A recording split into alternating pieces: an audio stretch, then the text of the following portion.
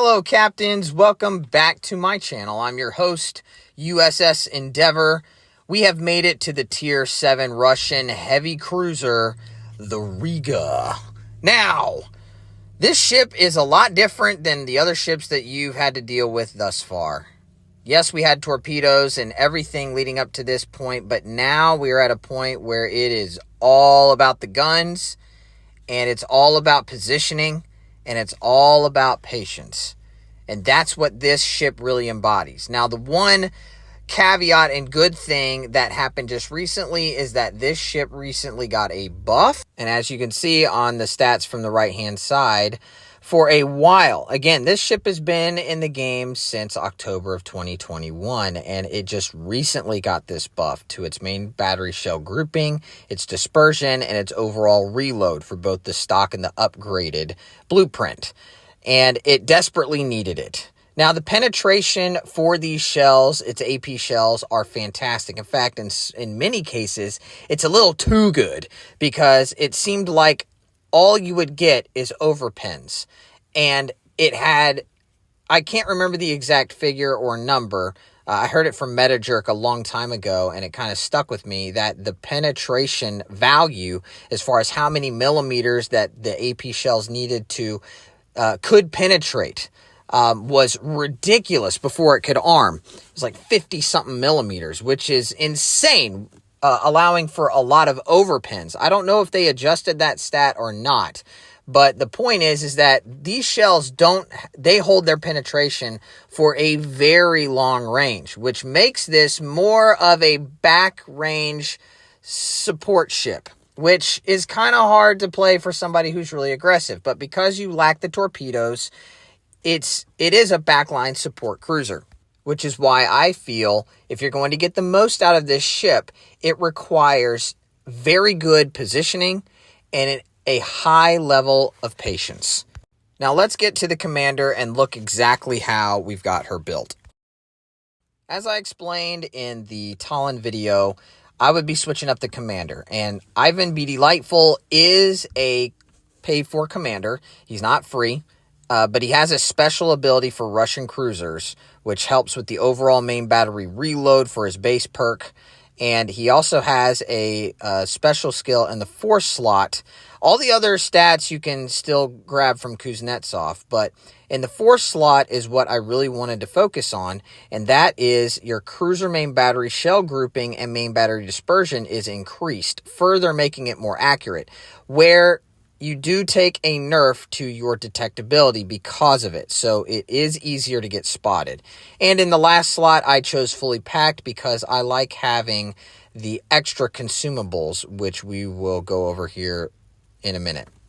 Onto the mod slots, rather. We're using Aiming Systems Mod 1 to further help with our accuracy. Propulsion Mod in the second to help us get to speed quicker. Concealment Mod because you do take a nerf with that perk in the fourth slot. And then in the fourth slot, we're using the main battery mod 3. No epic or legendaries. I just left it like it is. And onto the consumables, which now you get 3 of them because of fully packed. You have a sonar, which now detects ships up to 4.4 kilometers, but your radar is much better. 11.7 km radar is a very long range. It's the longest range in the game to my knowledge, but only 21-second duration. So it is shorter duration, but you can spot things from much farther away. And it does come with your repair parties.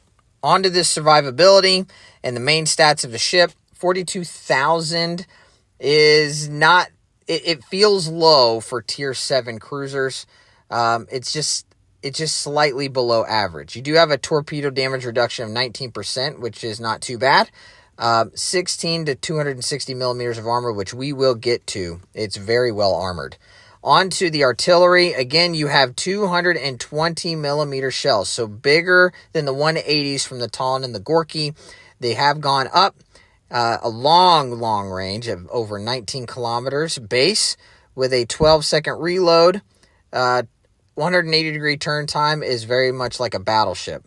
And again, the AP shells is where it's at. Over 6,200 citadel damage per shell. 14% chance to set fires. Your AA defense is actually a little bit worse than the Talon. It does start at at 5.2 kilometers, which is slightly better than the Tallinn, but you get the big chunk of it at 3.5, which is basically when they're right over you. So it's okay. It's not the greatest, though.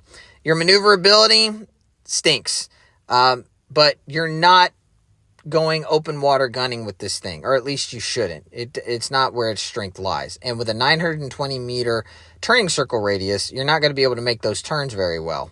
34.5 knot maximum speed is average, but your rudder shift time being at 11.5 seconds is also average. It's the turning circle radius which really stinks. Your concealment, again, you take a nerf with it because of this 4th perk slot with Ivan BD Lightful. Detectability range at sea, even with the concealment mod, is 13.1 kilometers. So you're going to get spotted. You'll probably be the first cruiser spotted. Just keep that in mind. So on to the armor. This is what I really wanted to highlight. Your weakest part is the upper part of your bow and your stern at 25 millimeters, which can be overmatched by 15-inch shells and above. However, you do have an icebreaker, so if anybody shoots at you with AP at the waterline and you angle correctly, you can bounce it. Stripping everything away and looking at the deck, you can cause any AP shell to ricochet at these angles with the deck and the side plating. And your citadel is a little bit more protected. But if you flash straight broadside, you're going to get chunked or citadeled. It's not immune to that. But at the right angles, this thing has been known to be like a pocket Vladivostok, which is the battleship at the same tier. It's very well armored. But that upper section of your nose and stern can get overmatched. Your citadel does sit slightly above the water and extends from the front turret all the way to the back turret, which is pretty standard. But this thing is a tank. All right, captains, here we go. We are in the Riga, and we are on Tears of the Desert in a domination game mode, and we spawn right across from B in the middle of the map. Now, I don't know if any of you have been watching Aaron lately. He's been talking about positioning and why you should never, ever, ever abandon the spawn or the side in which you are at 99% of the time. And I'm going to do something that may make him a little upset. I'm going to start moving my way over to Charlie. Might get blasted by Aaron for doing this. But there is a reason, and I'm going to explain it. I have 2 battleships with me. When they see me making this play, my initial thought was to kind of swoop around the island that I'm approaching right now. Again, I have a really bad turning circle radius, so I have to plan my turns. And my plan was to overlook Bravo. And I have the bearing locator, as you can see, right slightly above the middle of the map that shows the closest ship. And so I have to be aware of the fact that the 2 destroyers, one of them could be going into Bravo. But because we didn't have a destroyer that spawned at Bravo with me, I am the next best ship to spot. And because I'm in the Riga, and the Riga is not good up close in destroyer fights because of the long reload that I have, my HE shells are not the greatest, and I'd have no torpedoes to defend me. Yeah, I've got ways to spot, but I don't want to get focused right off the bat. I am playing the long game, so I do make a play over here to Charlie, hugging this island mainly because I want to see what develops. Now, thankfully in this game, nothing really goes to Bravo right off the bat, but it's, again, I get away with one here. Now, our battleships that also spawned at Bravo, as you can see on the map, they decided to migrate to Alpha. So a big chunk of half of our forces went to Alpha and the other went to Charlie, and nothing went to Bravo. But because of the way that this map specifically is designed, I don't consider this a bad play. Again, I am a backline support cruiser, and that's exactly what I'm going to start doing. As the Massachusetts starts to show up, it seems like the red team had the exact same idea, which I'm not necessarily saying is wrong. It is a huge advantage if you can get Bravo right off the bat, but because the only thing that you have is that small little island at Bravo, it is a very dangerous prospect to get in there, if you're in a ship like I am where it's easy to get spotted. I don't think I would have lasted nearly as long if I would have made a play for the cap, and I felt like my ability to help was a lot better if I stayed at range, used my armor in a bow tanking configuration, and peppered these ships from afar and helping my team out. Now, kudos to my destroyer and my cruiser in the Cleveland that went straight for the cap. The Cleveland has been using his ability to spot using his radar to get all of these ships pretty much spotted, along with the Kurasame, who is in Charlie as well. So they are doing all the spotting. I need to support them. And whenever a ship becomes available for me to hit, that's what I'm going to be taking my shots at. Now, this isn't going to be one of those Citadel matches that you may be used to, which is kind of unfortunate. But I always struggled with getting Citadels with this ship. Again, because of the penetrations and the over-penetrations that I would mainly get with against cruisers. And battleships, I wouldn't really be able to Citadel. Now here, our Kurasame is getting kind of pushed out, and this Kagero is really heavily pushing against him. I'm guessing he forgot that the cruiser was also right there in Charlie, and this cruiser is going to do a really good job as well at trying to take this Kagero off the board. And I say that, and then he misses that salvo right there. But overall, again, because of the velocity of these shells, I'm going to have a really easy time hitting even destroyers at this range as the Cleveland mops up the Kagero. Again, look at all these ships. They all congregated over here. There's 5 ships that came to Charlie. So me being here actually is not a mistake. But you don't know that until you get to this level of the game. Bravo still has not been contested or even gone for, and I've been keeping my eye on it. Because this island is here, I can easily get around that corner to radar to spot anything that might potentially be in Bravo if it starts to flip. And that was the reason why I came over here. Again, it's a unique feature of this map and this position that I was in. So I felt like this might be one of those scenarios that abandoning Bravo cap, which I really didn't abandon it. It's still there. I'm watching it. I'm keeping my eye on it in case something were to happen. And now that the Massachusetts is gone, which had the ability to overmatch my bow, Charlie now is a lot more accessible for us. The only thing that was left over here was the Pommern and the Amalfi. At least the last that we saw. However, I'm going to keep an eye on this bearing locator that is right up top. As you can see, it's starting to jog to the left. We've done a really good job at holding Charlie. Nobody's been able to take it yet. Our team has done really, really well. We did lose the cruiser that was in Charlie trying to get that cap. But our destroyer is now making his way back. He did really push out of Charlie. I don't know why he went that far out, but he is starting to make his way back. Along with the battleship that's out there, they need to start moving up. But as you can see, the bearing locator is really moving to the left. So because of that, I see that as my opportunity that I need to get in there. And lo and behold, it is the Amalfi who was making that play towards Bravo cap. And now that he's making that way there, now I am going to reposition myself and start to defend the cap that I initially spawned in front of. I'm able to pop my radar because he smokes up, and because of that, we're able to see him briefly. I do want to, again, utilize this island as cover and use my armor to angle. And I am able to get some good citadels and aiming at the waterline at the Amalfi. So the other thing I have to be aware of is the fact that there are torpedoes. Speak of the devil. I have my Hydra running because I knew that the Amalfi was eventually going to start shooting them at me. But although my radar is gone, I am going to start trying to reposition to potentially defend the cap a little bit further. That's when I noticed the Sovetsi Soyuz, which is out there that is focusing things at Alpha.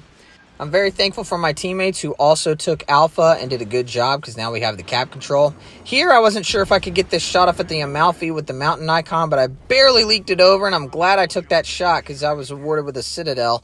And now he is starting to bug out a little bit, but he did swap 180 degrees, so I'm thinking more torpedoes are coming. So I'm just going to be patient and wait for those potential torpedoes to come. There they are. Now that I know that they're no longer a threat because they're not going to hit me, I'm going to now push out here, and I'm going to finish off this Amalfi, who wants to take this cap, and I'm guessing he feels he has to, since there's no more destroyers on his team. He's just sitting right there, and because he's angled, we do get the defense, but we need to start getting him off the board. So we switch to the HE, and I briefly noticed that the Pommern, who basically abandoned Charlie, which we have now since taken, the 2 cap advantage to their none, is going to start coming over here to, I guess, also support Bravo.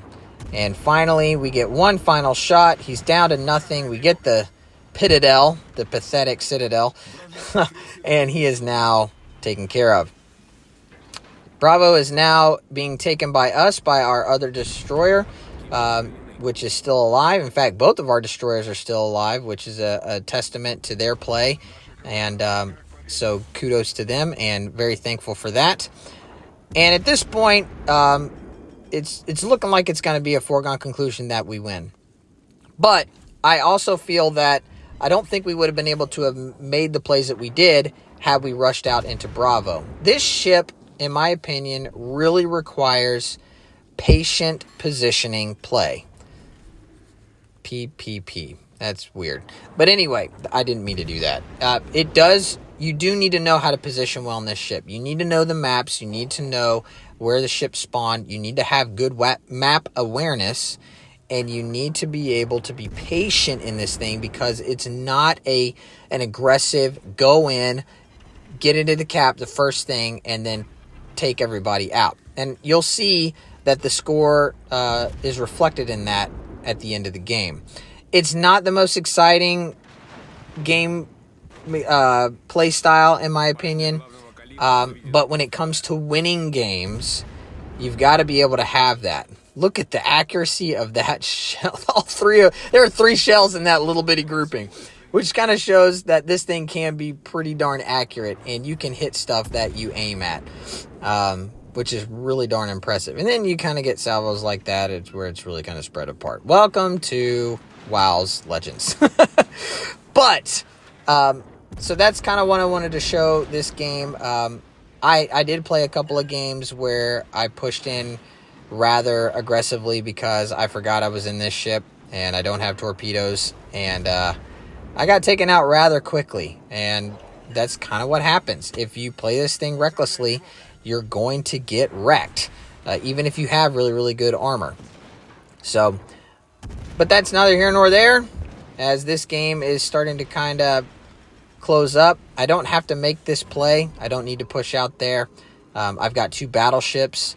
The Sovetsi Soyuz can definitely overmatch my bow, and the Pommern, I believe, might be able to as well. But here you can kind of see how good the penetration is with the AP, even against a broadside German battleship that's a tier higher than us.